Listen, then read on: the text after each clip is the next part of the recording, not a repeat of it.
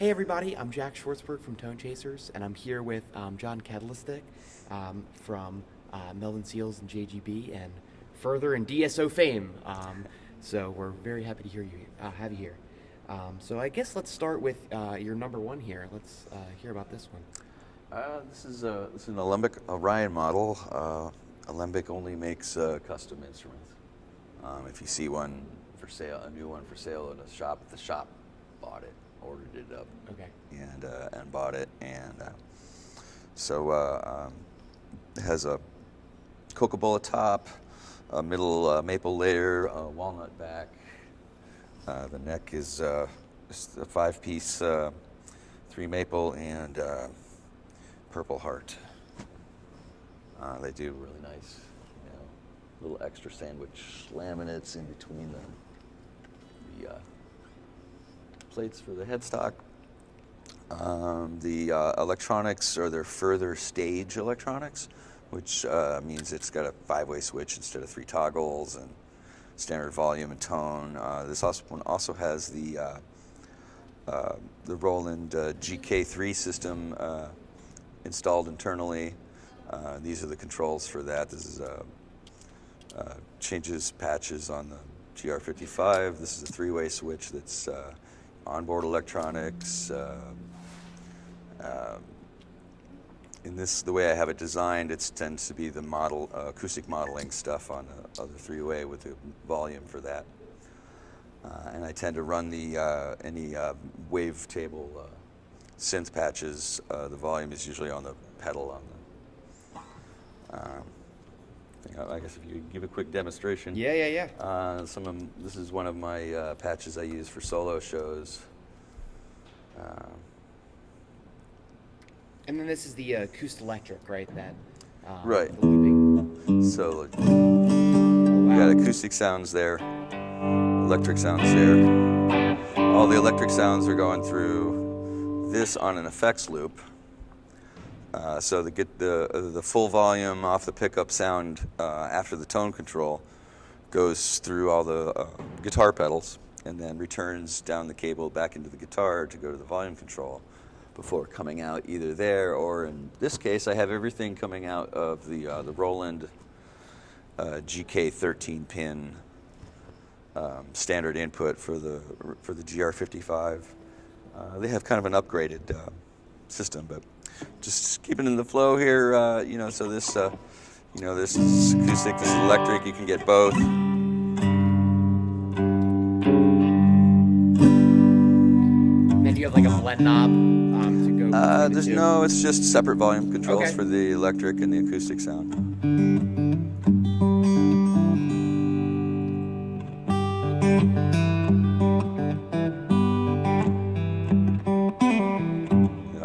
And then in this case, I have if I turn these down, so this has bass on the bottom 2 strings, and then really lightly on the D string, just and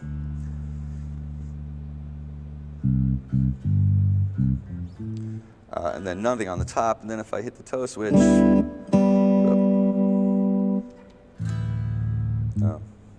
maybe this one hasn't been.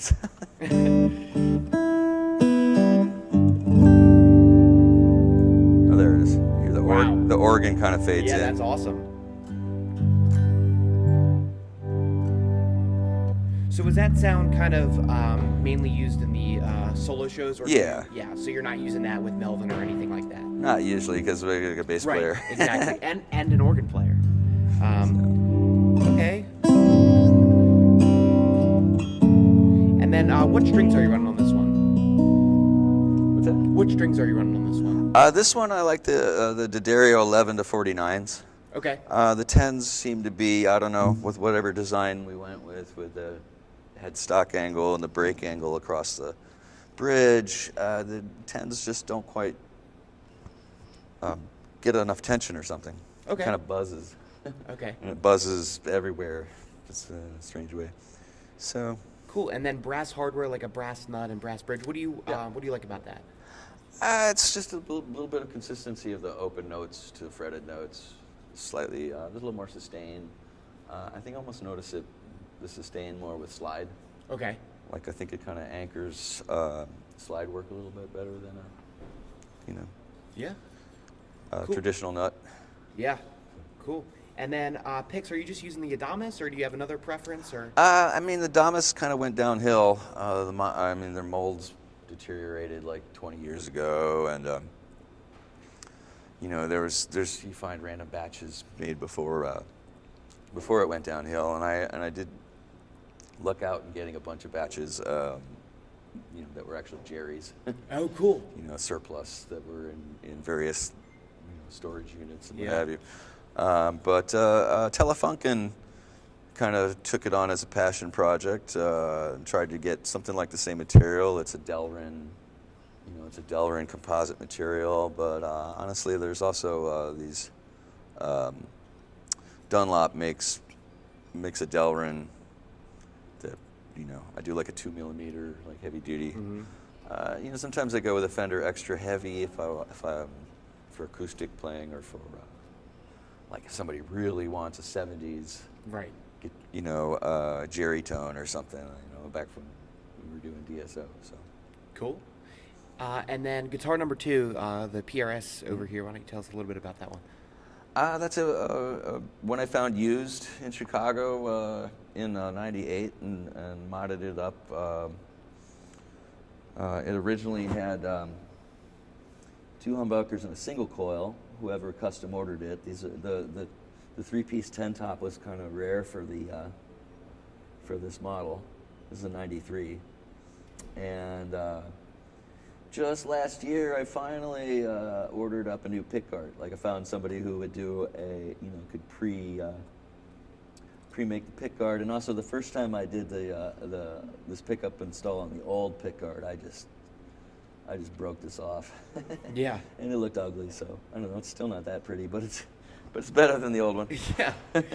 Cool. And then and this one I think also have like 2 different tone capacitors on that, and and this is a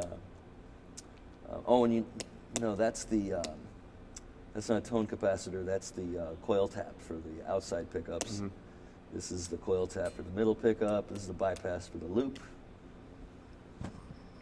so you got effects loops in both of these guitars. Yeah, that was one of the first things I started doing with guitars with DSO was the effects loop. Okay. It's really it's pretty critical to be able to tame an envelope filter. Right. If you don't have it, if you change your volume knob, you change the way the filter responds. Mm-hmm. And then if you could put a volume pedal at the end of your chain, but when I'm making volume adjustments for the envelope, it's tiny little things. It's not an easy thing to do with a pedal, frankly. Right.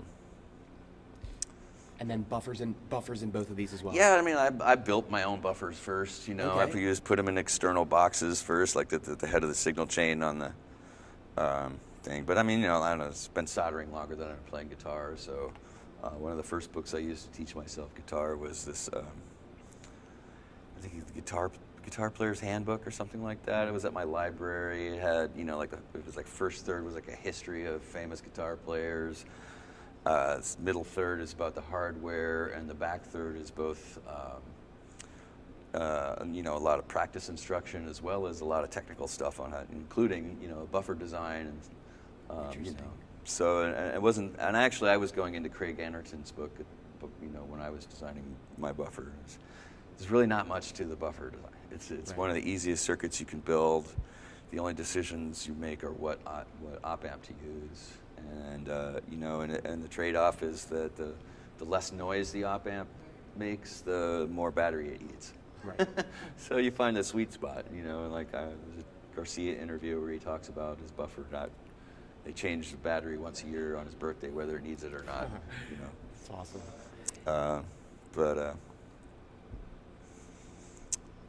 Cool. And then before we get into the pedalboard, I see you have the QSC here on stage, and then you also have a preamp that goes into that QSC. So why don't you tell about us, kind of how you got into that? The preamp is just something I started doing, just wanting to add some vacuum tubes and transformers. I got some crazy ideas about what I call synaptic macro models Okay. in the electric guitar player signal path. So in your brain where nerves connect, there's a synapse, and then there's a dendrite and a junction point, and where the information comes down the cell as one kind of electrochemical thing, it turns into another kind of electrical chemical, and then transmits information to the next cell. An acoustic guitarist, that's all your feedback loop on your tone is 100% organic. Right. Or one mechanical element of the instrument, and it gets to your ear, and that tells you, what, or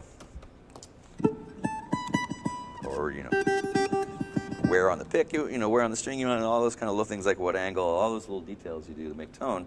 Your feedback loop to know you're doing it is to hear it right back right away. Whereas an electric guitarist, before it gets back to their ear, it goes through a whole bunch of different things. The capacitors are a gap that the information jumps across. They're used to isolate fluctuating DC into AC, and tubes.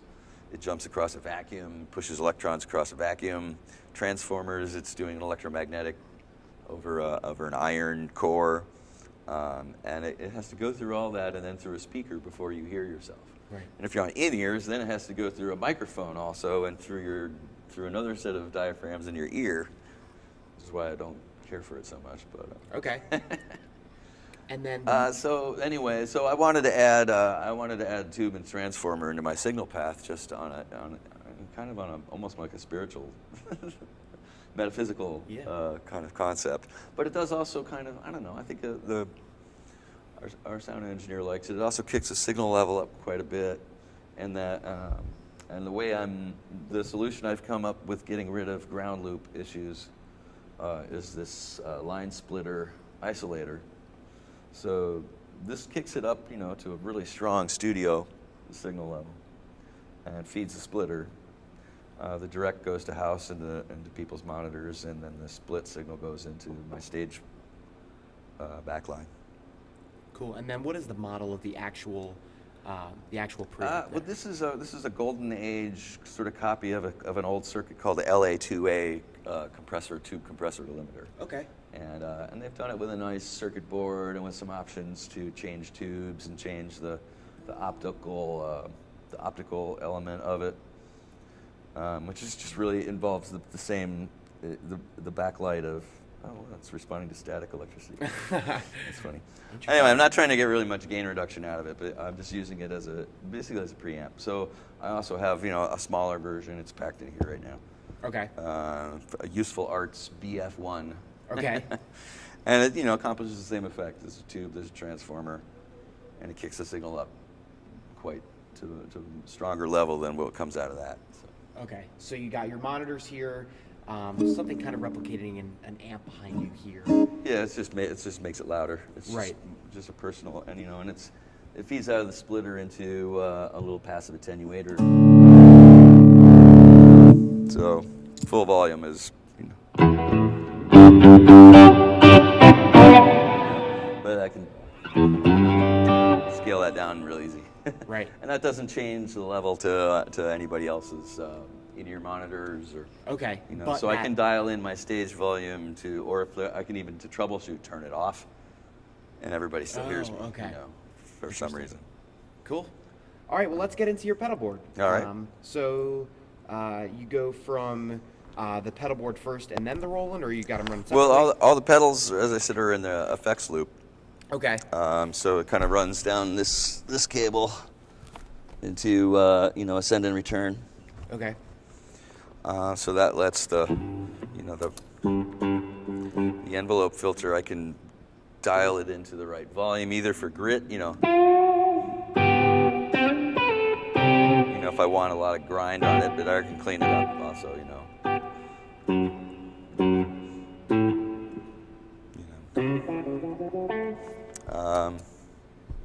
Same thing with distortion is another thing where the preamp tone I have in the amp simulator has a fair amount of grit to it, and that's just that's a thing that cleans up with touch and by rolling the volume knob back. Jumping around on buffers, like this doesn't actually have buffers; it's just all discrete transistor electronics. So it's low, and the pickups are actually low Z on this one. So the signal flows octave into the two, and I use 2 different envelope filters just to have one that goes up and one that goes down. Okay. Rather Tron than down, changing Tron up. settings, because there's multiple settings to change. Right. So it's nice to be able to have 2 presets on deck for that. Then it goes. There's a tuner in here in case I ever want to use this with a real amp and a regular guitar. Yeah. I just keep one on there.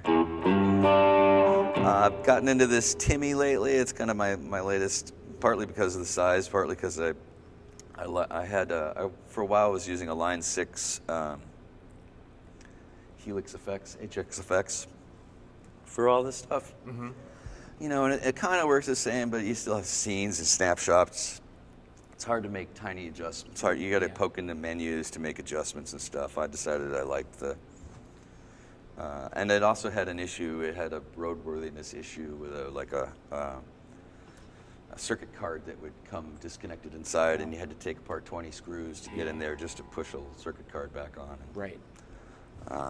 But it had a lot of cool distortion pedals that I haven't got to, that I'd have to, in order to try out with a rig, I'd have to buy them all, And so out of that, I decided I liked the Timmy. I sort of started researching it and found out it's kind of similar to the Klon Centaur thing, where it was originally meant to solve the problem of random backline Fender twins. Yeah. That they all sound different, and it's meant to be, it was originally kind of meant to be something you just put right, be the last thing before your rented amp, and then you could kind of, it lets you modify the front end of that amp a little bit to be more what you're looking for. A lot of different ways you can do it. This is kind of the same thing where it's, you can get a super clean boost out of it, you can get a big overdrive out of it, you can get a light overdrive with, with 3 different sort of diode settings, and the bass and the tone controls are set up as like more like British console cut circuits rather than like boost cut circuits. So their flat is all the way up, Right. and then you take the treble down, you take the bass down. But if you wanted a clean boost, you would put the bass and treble all the way up, the drive all the way down, and then and then it's just a super clean boost. But anyway. So for that, I you're like the using- overdrive on it yeah. though, and I've been having fun with it. Then it goes into Phase 100. This is an old, not the oldest old. It's still a block. It's not a script. Mm-hmm. I think this one, when I bought it used, they said it was sold by a Navy guy that was getting rid of it. I had another pedal, and they were both pretty rusty originally. Yeah. And then I like the H9 a lot. It's got a lot of great digital effects. It's being controlled. This is a relatively new edition that just lets me change patches without leaning over. Right. Cool. Yeah, we actually interviewed, I don't know if you're familiar with Wheatus, but they also had all Morningstar technology on their boards, and they really seem to enjoy it. Yeah, I haven't really even fully taken it.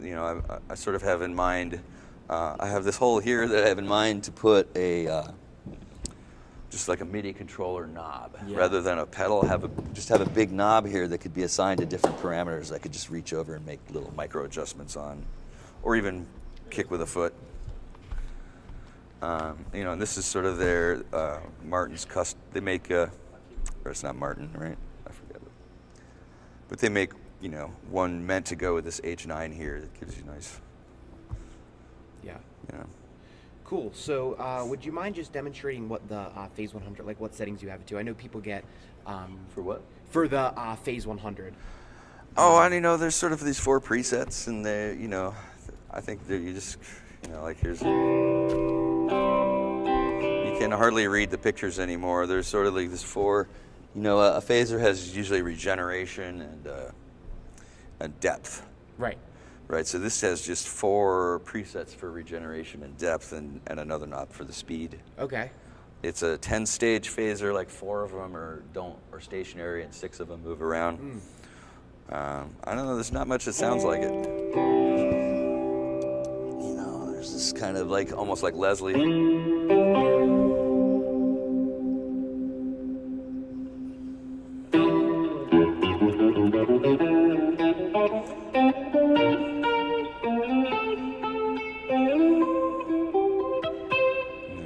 Yeah, it's kind of a univibe sound, and the last time I saw you guys, I thought you had actually had like a rotary pedal or something, but it's you're just changing the parameters of the phaser, which is really cool. Yeah. So and sometimes, and then, or there's another, I think it's kind of an oddball. So,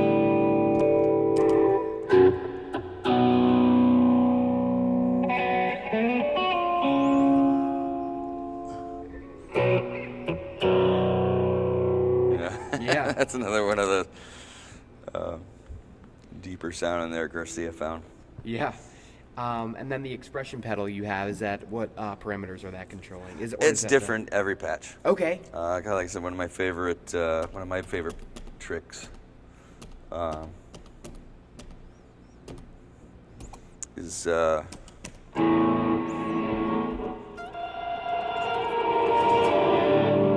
Awesome.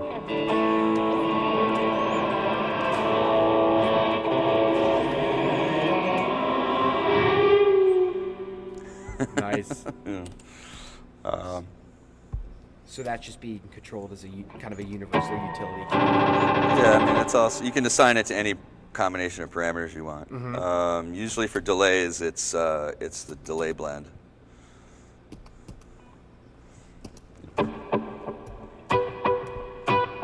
Right.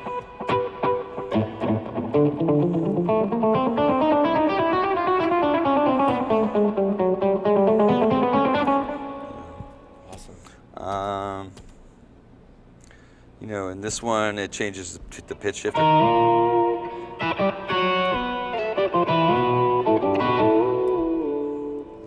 Nice. Any other tricks that you use regularly on there? Just like some favorite funny noises. I mean, it's got a, you know, it gives me a wah-wah too, and this one's kind of a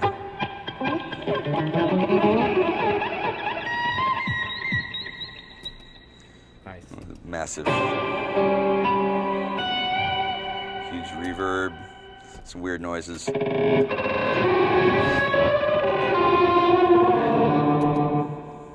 Sweet. You know, I don't know. I got maybe 20.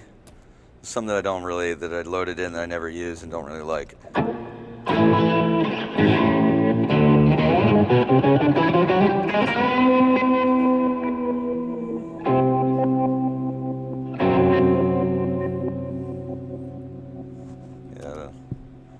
I like that one. This one's kind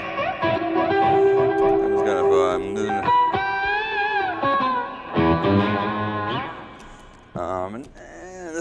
this is one another sort of latest messing around with. Gives you like a sequencer.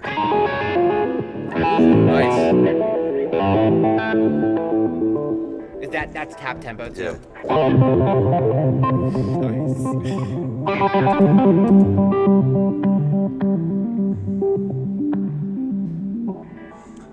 Very cool. And then I know we touched on the Midi a little bit, but I was wondering if there was anything else in there that you use. Well, that's all where all the amp sims and acoustic modeling happens also. Okay. So, you know, I've got kind of the stock, the bank down with a little less reverb and different, and a sitar instead of an acoustic guitar.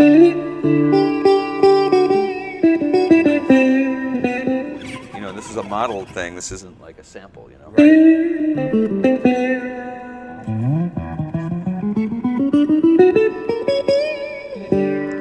And this one has some, you know, this is probably my favorite of the Garcia synth patches, you know, is the, like a bottle flute or whatever. Yeah. And I can change that to a piccolo. Okay.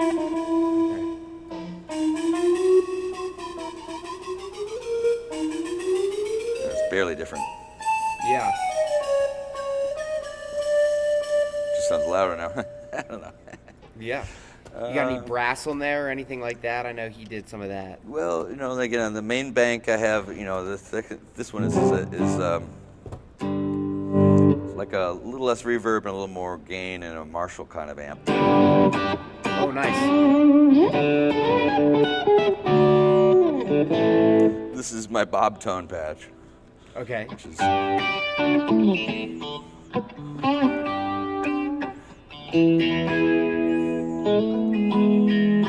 which has some fun stuff, which I do get to use with Melvin. These like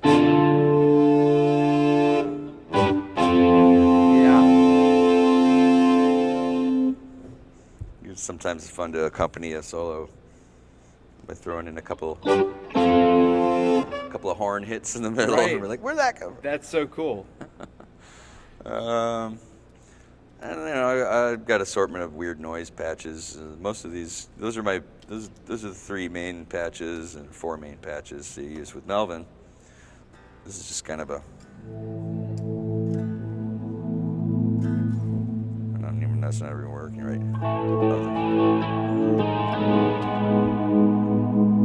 It's like a rotary speaker. You can change the speed on. I don't even.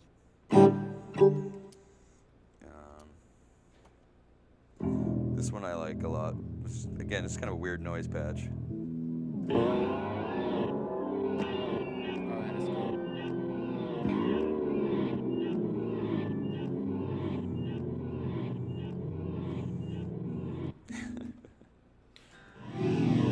That's a good one too.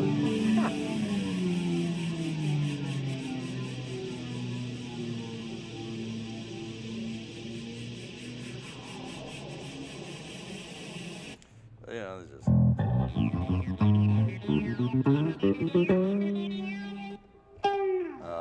Another thing it does is retunings.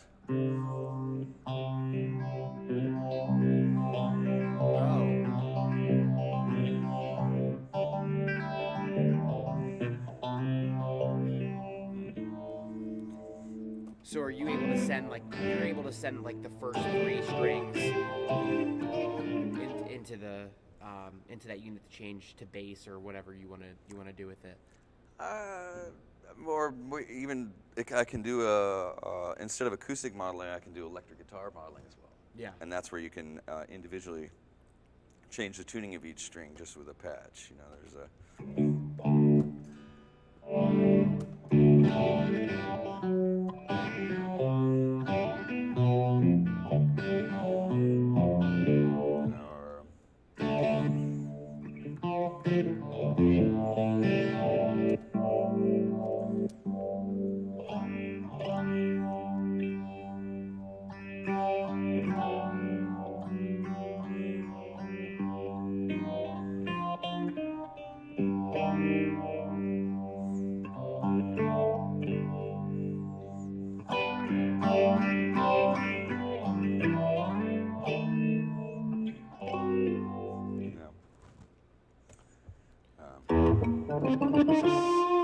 This one I kind of got 2 different.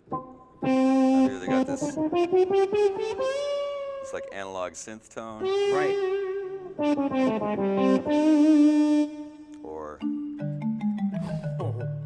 Or I can put them together.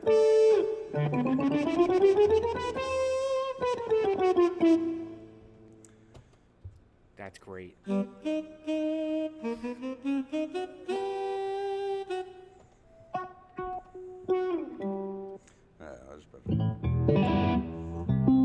are just presets now that just happen to be.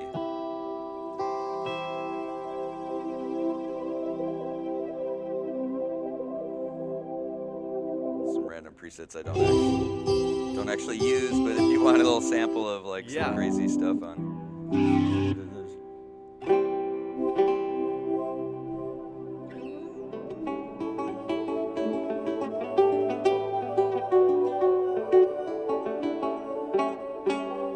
That's supposed to be a banjo or a nylon string, but.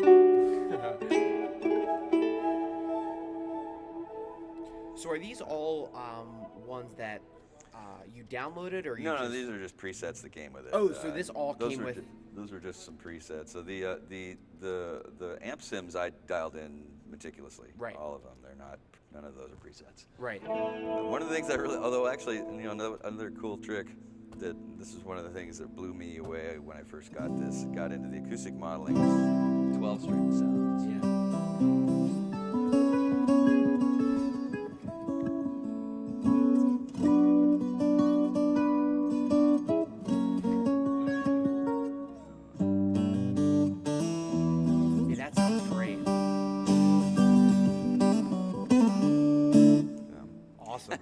any day I can hear closer to the heart on a 12 string is a good day. All right, man. I got one more question for you. Right. So I've seen you in a lot of different contexts. I saw you sit in with DSO last year at the Anthem.